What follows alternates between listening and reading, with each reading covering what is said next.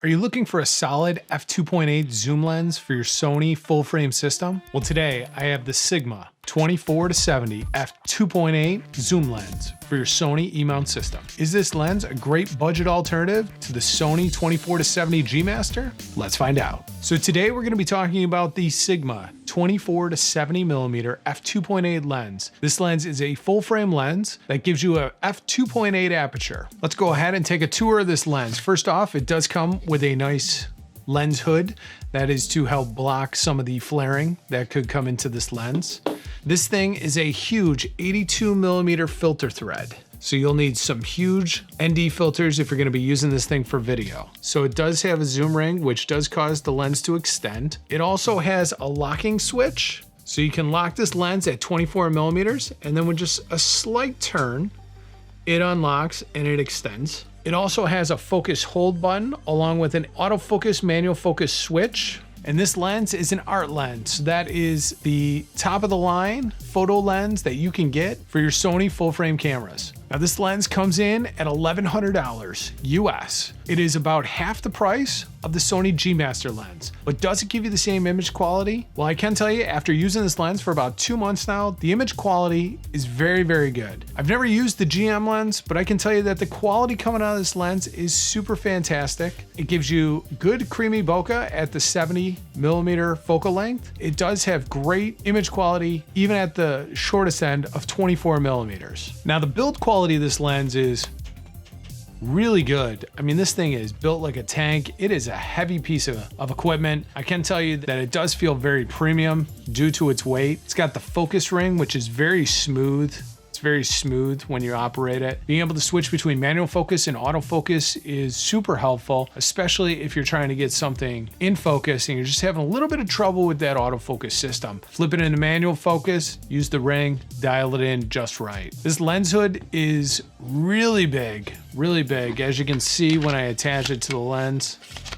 So, I mean, that thing really does make this lens really large. So this is a very large lens, but it is an f2.8 zoom lens, so I would expect it to be big. If it was an f4, it would be definitely a lot smaller. Being an f2.8, this thing is really large. And like I said, when it fully is extended out, I mean, that is a really big lens. Now it's not the biggest lens that you're going to be able to find. Of course, if you get something like a 70-200 or something even like a 200-600, that's going to be a really big lens. But for normal running and gunning, this lens is a decent size. I mean, this thing comes in at 1.84 pounds or 835 grams for all my metric fans out there. So this thing is definitely heavy. Add this onto your Sony a7C and it's going to give you nearly 3.5 pounds worth of weight. Is that extremely heavy? Not necessarily, not if you compare it to old DSLRs. Compared to a mirrorless system, yeah, this thing's a little bit heavy. When it is on the a7C, it does feel a little front heavy, so to really hold it and give it some good support. But I can tell you that the images coming out of this lens are really fantastic. I'm gonna throw some of those images up on the screen now so you can take a look. Mostly, I'm a video shooter. You're gonna find that most of these shots are gonna be video, but as far as still images go, this thing does produce a very nice image. There's very little distortion at the 24mm when you're shooting video, so it doesn't really make your face look too distorted like a 20mm or a 16mm is going to. I actually really like that 24-35 as a video shooter. I find that it gives you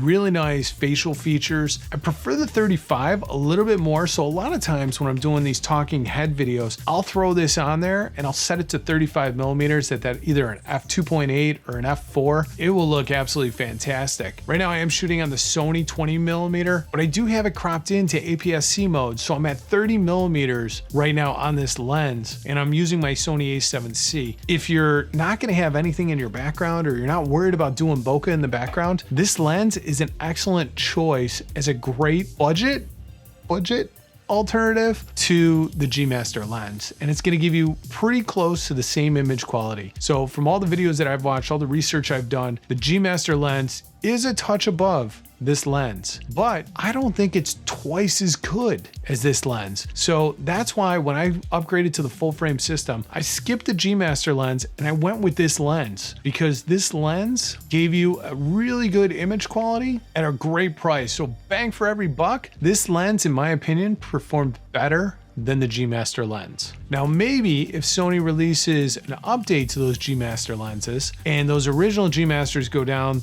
maybe that price to performance ratio would improve. But right now, I can tell you that this Sigma lens, in my opinion, is a far better buy, especially if you're just upgrading to the full frame system. Now, if you're somebody who's already got a ton of full frame glass, full frame lenses, full frame cameras, all that stuff, then maybe going with the G Master is a better way to go. For right now, I think the Sigma is your best option. Now, you do have the Tamron, which is a 28-75mm focal length at that f2.8, and that lens is a great budget option. It's definitely a lot less weight. It's about half the weight of this thing. This thing is pretty heavy mounted on the camera, but you're getting that 4 extra millimeters of focal length, and that makes a huge difference when taking pictures, believe it or not, on a really wide angle. And not that 24 is a super wide angle, but when you compare 24 to 28, it definitely allows for a lot more flexibility when you're at 24mm than when you're at 28. I do find having that extra 4mm of focal length is a really nice trade-off, and you're only paying a little bit more than $200 more to get this lens over that Tamron lens. That Tamron lens is about $900. Sometimes you can find it on sale for about $800, but this is $1,100. So yeah, so for about $200, maybe $300 more, you get 4 extra millimeters. Yes, not on the long end. On the long end with the Tamron, you do get 5mm longer. The difference between 70 and 75 is not as great as 24 to 28. Now, even though this lens is very heavy, it doesn't have any image stabilization. Not really a problem. You got a Sony full frame camera. Most of those cameras now, pretty much from the Mark III models up, do have some sort of in-body stabilization. And I can tell you, with the weight of this lens, the heavier your setup, usually the more stable you become. So because this lens does have some weight to it and you're throwing it on your camera, you do get some stabilization just by your strength in your arm stabilizing the lens along with the IBIS system. Even though it's got no in-body stabilization, this lens does come out with really smooth, stable footage. So here's a little tip: as you're panning in and out, if your lens is moving side to side, it also makes that footage look even a little bit more stable. Now, again, talking about this filter size, this is an 82mm filter thread on this lens, and as you can see, that's a really huge piece of glass. Now, most ND filters come in 67, 77, or 82mm. Sometimes you can find a filter for 72mm, but most of the time what I'm recommending to everybody is buying an 82mm filter thread. That is going to fit nicely on this lens, and if you get a good one, you don't have to go top of the line, but if you get a good one, then you won't get that X pattern, especially if it has designated stops and starts on that filter. So if it just keeps rotating, probably not going to be a good filter. It's going to give you that X pattern. You won't need any step-up rings or anything like that. Everything, it will screw right on and it'll fit perfectly to this lens. Now, like I said, the size is really large on this thing. Now, I have relatively big hands, so holding this lens and the camera is not a problem, but it can give you a little strain on your back over the course of a day. But holding this lens along with the camera does not pose any challenges for me. If you have smaller hands, it might be a little bit more difficult to use. Now, I do find though that the one thing that does throw me off is the zoom on here. When you're looking to zoom in, you are turning it from right to left. I think it would be a little bit easier if you were able to zoom in by turning it the opposite way, but once you get used to it, it's not a problem. But it is different from the other zoom lenses that I've used in the past. Now, I can tell you that the f2.8 aperture is really good for low light. It's not gonna be as great as a prime lens, but you can make do, especially with these Sony full frame cameras. They do very well in low light performance. So an f2.8 is gonna be good enough. Now, what could get you the best quality is upgrading your body to the Sony a7S III. That's gonna give you the best image quality in low light. But for standard, either a7 III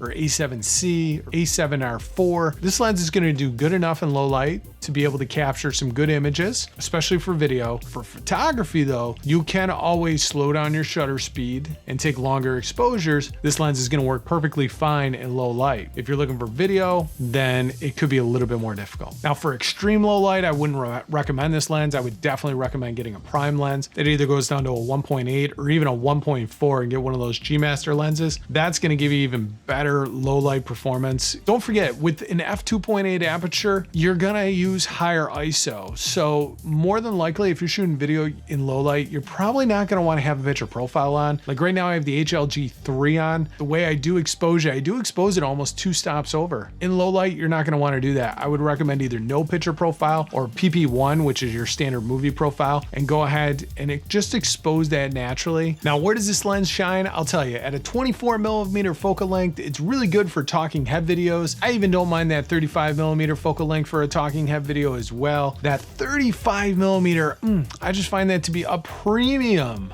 thumbnail lens. Now I have ordered that 35mm f1.4 G Master lens. I'm excited to get that in. Of course, just like the 24 was, it has been back ordered. So I've been using this lens for almost all of my thumbnails. I really like that 35mm focal length. I feel like it gives you a really great image quality. It doesn't distort the image too much. It gives you good separation from the background if you are shooting with a background that you need to separate. And then you have the 50mm, which is going to give you that nice natural close to your eye look. I absolutely love that as well. And then that 70mm. So if you were looking for one zoom lens to start off your kit and upgrade from that kit lens, this, in my opinion, is the zoom lens to do it. It gives you that great 24-70 focal length, and it's really going to be something that you're not going to be disappointed getting. I've used this lens probably just as much or as much as my Sony 20mm. Now I use the Sony 20mm because I am using it for more running and gunning, but this lens, if I'm getting ready to shoot some video of the kids opening gifts or just doing everyday stuff, this is the lens I generally grab because it gives me the flexibility, the option to either be tight or wide. This thing is kind of my all-purpose lens. So hi guys, welcome to the channel. My name is Brian the Camera Guy. If you're new to my channel, I review Sony cameras and lenses. If that's something you're into, make sure you hit that subscribe button and that bell notification so you don't miss out on my future videos. So finally, in summary, you got 3 zoom lenses that are all f2.8. You got the Tamron 28-75, you have the G Master 24-70, and then you have this Sigma 24-70mm. And if you're looking for kind of that mid-range, perfect option, alternative lens to the Sony 24-70mm f2.8 G Master lens, this, in my opinion, is the best lens you can buy for your money. If you have any questions or comments about this lens, go ahead, comment down below. And don't forget, I put links to all the lenses that I've talked about down in the description below. If you like this video, I'm sure you're gonna like the video on the screen now about another lens for your Sony full frame camera. Go ahead and click on that video, and I'll see you on that video next. Before you leave, don't forget to like, subscribe, and ring the bell. Thanks for watching. Brian out.